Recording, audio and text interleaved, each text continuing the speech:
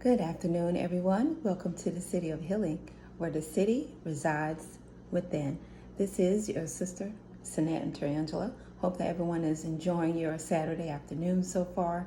Just wanted to come forth and just do a brief share, do sort of a review of something that I do every year about this time in March, and just some information to think about, consider, just my thoughts on it.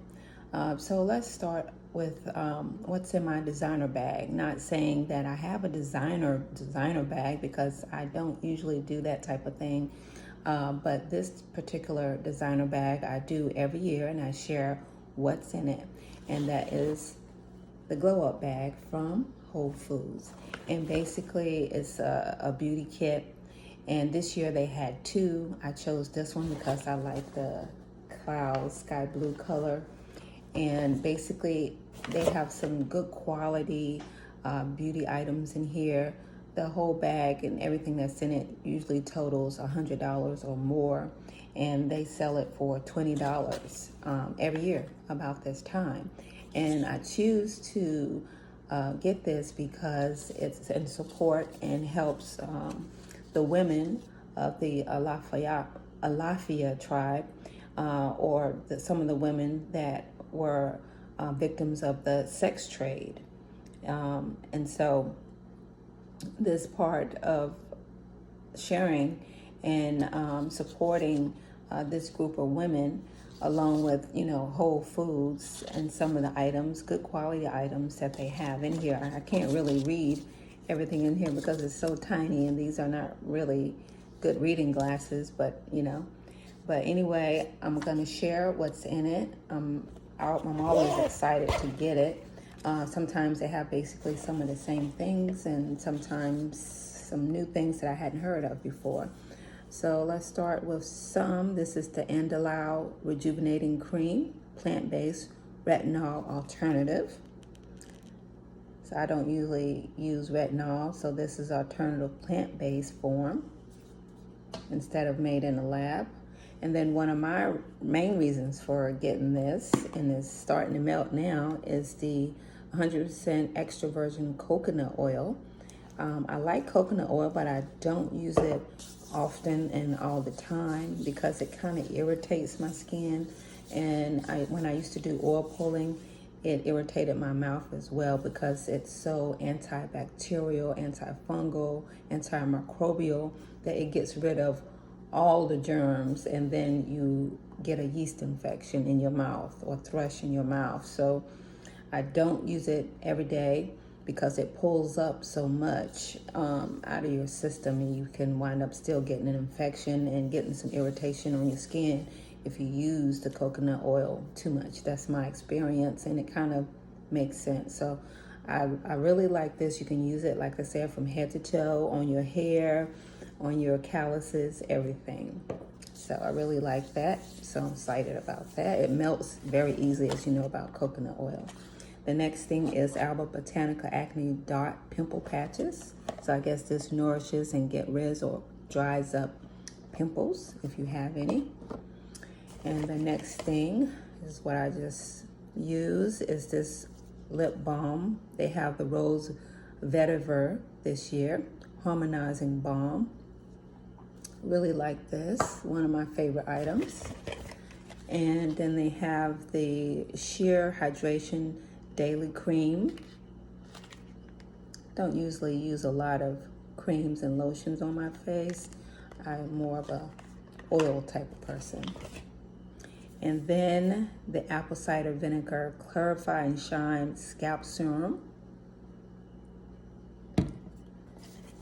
Let's see, and the Yes to Avocado Fragrance-Free Hydrating Cream Mask for dry skin.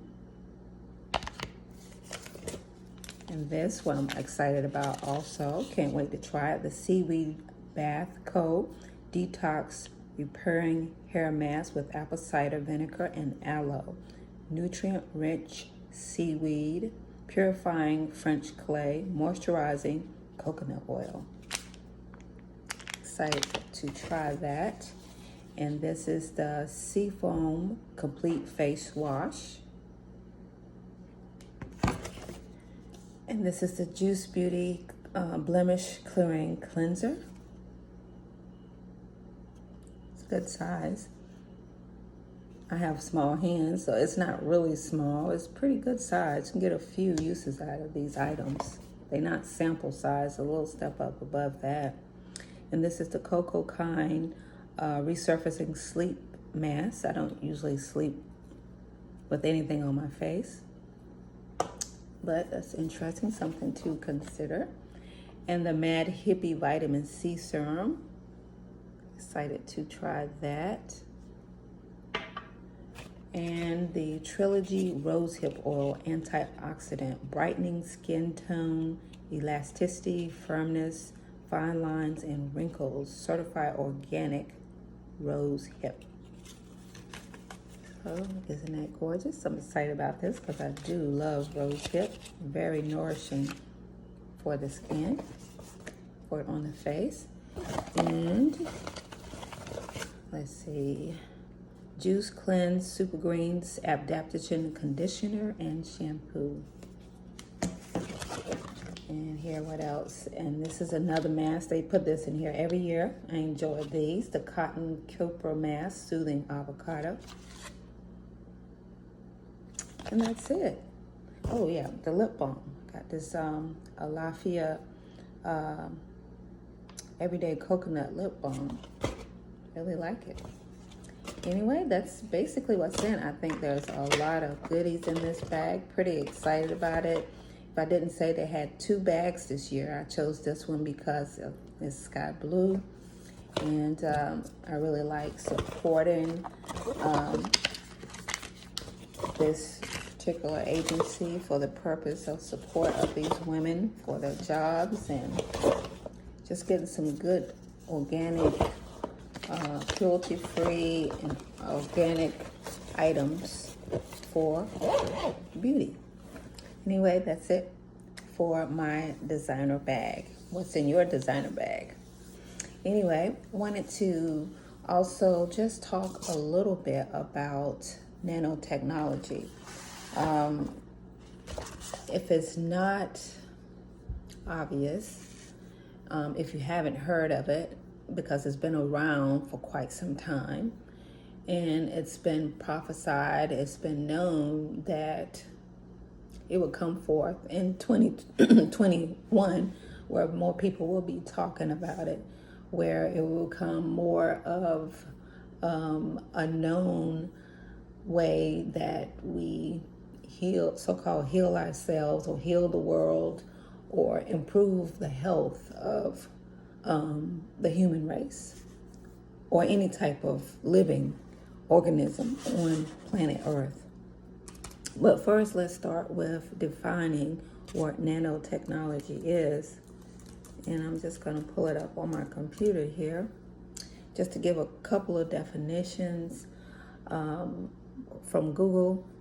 The branch of technology that deals with dimensions and tolerances of less than 100 nanometers, especially the manipulation of individual atoms and molecules. Let's see, what is nanotechnology and its purpose? It's a field of research and innovation concerned with building things, generally materials and devices on the scale of atoms and molecules. The nanometer is 1 billionth of a meter, 10 times the diameter of a hydrogen atom. The diameter of a human hair is, on average, 80,000 nanometers. How does nanotechnology work? Nanotechnology is the understanding and control of matter at the nanometer scale, where unique phenomena enable novel application encompassing nanoscale science, engineering, technology, nanotechnology involving imaging, measuring, modeling, manipulating matter at this length scale. And as I mentioned, when I was having a discussion with some groups about viruses, and nanotechnology is smaller than viruses. And I was always amazed when I was in high school. I was a little bit of a nerd and went on to college, and that was one of my majors. But I was always amazed when I was in high school that I could never see the actual virus under a microscope. And other students were able to see it, and I was like, what's wrong with my eyes? I can see this and that and the other. And when I looked at what they had drawn, because that's what you did in biology class, you looked on the microscope and then drew what you saw, they were drawing exactly the pictures that they saw in the books. And I just recently just realized is that, they were just doing that, drawing what they saw in a book, because as we know, if we look at the definition of a virus in short, it's either living or dead, and it's sub-microscopic. Of course, now we have, probably microscopes that supposedly can pick it up. But where the world is going forth with moving is where I see it, is that things that we can't see, what I consider it, is it going to be spiritual? Some people are going to be calling it nanotechnology, because it's going to be actually affecting life. It's going to be hopefully improving life. It's going to be a part of our everyday living, how we eat, sleep, drink, go to our healthcare systems, on and on and on.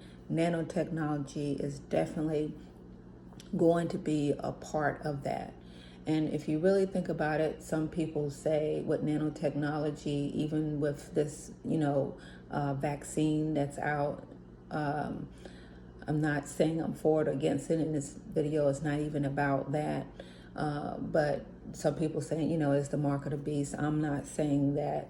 But if you really think about it, and when people maybe look at this video 5 years from now, they be like, that was not apparent then. But yes, what I'm saying will be relevant then and known and surpass that. But, it's going to be a part of our lives, and the mark of the beast, as I mentioned before, are we not in the so-called belly of the beast already? And if we are at the mark of the beast, we are part of this planet, and we are going to be marked. And some people say it's technology, advanced technology. And also, as I mentioned before, are we going to not find out that we are subpar to technology, or are we going to let technology be above us? Because we are continuously going to be advancing until after a while it's going to advance on its own. But we're continuously evolving things that we have now, the cell phone, microwaves, different ways that we do or clean our water, much advancement that we've had from the past. People thought that was evil, it was not going to work, etc., etc., etc. It's becoming obvious that, those things are basically easily a part of our lives. And with nanotechnology and the way that we're moving, it's just going to be something that was afraid of or feared once upon a time. Unfortunately, not saying that I'm for it or against it, but I'm just looking futuristically, where I see that we are headed. What we have accepted already, it's what's going to be happening. And as I mentioned before, when I did these groups, and some people didn't get it, I've had a couple of groups. If you look at the FDA fact sheet about the vaccine that was currently available, it is technology. What type of technology, people ask, but of course it's nanotechnology, because nanotechnology is even smaller than viruses. And I just said that under a microscope you can't even really see a virus unless you add something to it, or you actually have an extra enhanced microscope to actually see. But anyway, I'm all into nanotechnology, because one of the people that I used to, long time ago, read a lot of his things is Dr. Andrew Wells, who has his own magazine now, Dr. Andrew Wells, Self-Healing. And I was looking through this book, just reading, enjoying it. And then all of a sudden I came to one of the articles that said, now serving nano foods. No, I can't make it up. But anyway, I'm going to read some of this article, if not all of it, so that I can actually maybe just discuss some of it and maybe not. Now serving nano foods. When you consider the latest technological advances in your home, you probably think about gadgets like your smart speaker or your smart vacuum, not the food in your refrigerator. Yet nanotechnology is rapidly changing the ways in which what we eat is grown, produced, and packaged, and it's expected to continue to revolutionize the foods and agriculture industries. How exactly is nanotechnology applied in these fields, and are nano foods safe to consume? Understanding nanotechnology, I'm just going to read a little bit of this part. Nanotechnology is the study and application of small things, very, very small things, and its individual atoms and molecules. Well, I think I just read that definition from there. But anyway, material purposely fabricated at the nanoscale are often stronger and lighter with greater chemical reactivity than their larger counterparts, and they are now used in the development of a wide array of products. Nanoscale material are being used to create lightweight, durable, and wrinkle and bacterial resistant fabrics, some of which can also be equipped with nanosensors that provide health data in real time, just like a smartwatch. In the same vein, nanomaterial are used to make cars, airplanes, and other transport vehicles more lightweight to save on fuel costs, while nanocoherings are being applied to machine parts to make them together and more resistant to wear. Where nanotech and food intersect, scientists are directing a great deal of attention to nanotech application in food science, including its ability to make our food supply safer, its potential to improve nutritional value, and its capacity to enhance flavor and boost the food's aesthetic properties. Experts predict nanotechnology will be incorporated into every aspect of food production by 2040. Nanotechnology is currently being used to develop new pesticides with the goal of reducing the harmful side effects associated with exposure or consumption of these chemicals. Fertilizers made with nanoparticles reach plants more efficiently and aren't lost through soil erosion or into the air. Perhaps this is why Bill Gates is buying up a lot of farmlands, if you really think about it. Safety, we don't know the safety of it, just like we don't know the safety of anything that's offered to us in the form of vaccines at this time. One recent clinical trial found that a nanoparticle containing gluten was able to hide the allergen from participants' immune system. So a lot of research has been going into these vaccines, into nanotechnology, way before we even knew anything about it. Yeah, I'll just leave it at that. You just let your imagination go with that. Nutritional value. Researchers are also examining how nanoparticles can be used to help us better absorb specific nutrients, proteins, fats, carbohydrates, vitamins, minerals, and antioxidants are sensitive to degradation in the acidic environments of our stomach. But scientists have found that nanotechnology can be used to manipulate these nutrients so that they survive digestion or optimally absorb and deliver targeted health benefits. Appearance and flavor. The use of nanoparticles can influence a food's appeal in terms of color, texture, flow, fragrance, and flavor. One of the most commonly used nanoparticles in food is titanium dioxide. It's used as an anti-caking agent or to keep foods from clumping up, as well as colorant to make foods like coconut flakes and powdered sugar look bright white. Other nanoparticle makes foods thicker, while nanocapsulation techniques are used to literally encapsulate flavor and insert it into a food. So, is it safe? If all of this sounds like the stuff of science fiction and a bit alarming, that's understandable. Many experts point out that the human body is used to processing non-scale foods, suggesting they are safe and there is nothing to worry about. They note that our digestive system regularly breaks down the foods we eat into smaller chunks, even nano-sized particles every day. So, Dr. Wells' take, or whoever wrote the articles, I'm assuming it is Dr. Wells. My take: nanotechnology is certainly intriguing.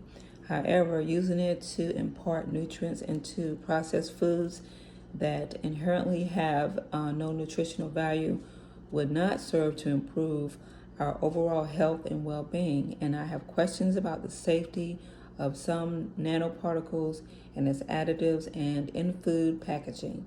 I look forward to more research being conducted on the subject and to the establishment of national and international protocols for testing the safety of nanomaterials. So that's it. That's just a little bit of the article. It's not a large article, but I just don't want to go on and on and on. But he basically went into the definition, some of the concerns, what to expect, what is shown, and his concerns about it, skepticism about it. We don't know, but it's been talked about a long time ago, and it's supposed to come into fruition in 2021. We're definitely going to see a lot more mention of it. It's already happened with, the vaccines. Basically, they say it's technology, which it is. It's not the usual type of vaccines that we were getting prior. It's just not. They even say it on the fact sheet of FDA, CDC. It's not anything that I'm making up. That is just there. Something to just definitely think about where we are actually headed. It's really a reality. And what are we going to be doing about it, if anything? Or do we want to do anything about it? I mean, did anybody do anything about, when people wanted to take the fire that they were using to cook their foods into the home and put it, in the form of stoves and microwaves? I'm sure they were leery then. Of course, some people, and even if you would like to be that, they don't participate in that. They still cook outside and they don't use microwaves. So that's just something to think about.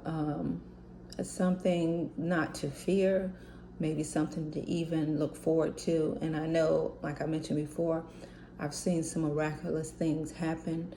There's a lot of medical research is being done that people are a part of that's perhaps working. Just because it worked on maybe 3 or 4 people don't mean that it will work on 500 people. So of course, yes, it's obvious a lot of things are happening that we're not aware of, but I think it's important to be aware that it does happen. And if you're not familiar with nanotechnology, of course, research it. And I'm sure, there probably are some YouTube channels from maybe like 5 years ago that talked about it. And we all were not really listening, just like, I mentioned before about Elon Musk, and we fighting and concerned about other things, and satellites and all types of things are being done up in our skies. But, what are we to do about it, or can we do anything about it, But anyway, just something to think about. I'm going to have me a little lunch, maybe look at some movies, and just have a very relaxing Saturday. And I hope that you all do the same. First watch fresh, organic food. Really love this place. I have here what I call a quinoa bowl with quinoa, kale, tomatoes, mushrooms, a little bit of turkey sausage, some fresh pasture raised eggs. So delicious. Nice mushrooms. Very flavorful.